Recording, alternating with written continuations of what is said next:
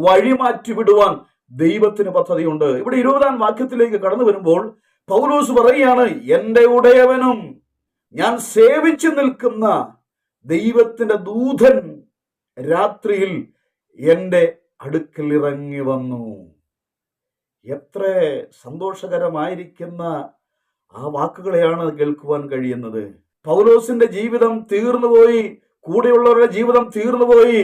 ഇനി സൂര്യനെയോ നക്ഷത്രങ്ങളെയോ പ്രഭാതമോ കരയോ ഒന്നും കാണുവാൻ കഴിയാതെ വണ്ണം സകലതും ആ കടലിൽ തീർന്നുപോയി എന്ന് വിധി എഴുതുമ്പോൾ സ്വർഗത്തിലെ ദൈവവുമായിട്ടൊരു ബന്ധമുണ്ടായിരുന്ന പൗലോസിനോട് രാത്രിയിൽ ദൂതനിറങ്ങി വന്ന് പറയുക, കണ്ണാലെ കാണുന്ന പ്രതിസന്ധിയിലൂടെ നീ തീർന്നു പോകത്തില്ല, നിന്നെക്കുറിച്ചൊരു വാഗ്ദത്തമുണ്ട്, നീ തീർന്നു പോകത്തില്ല.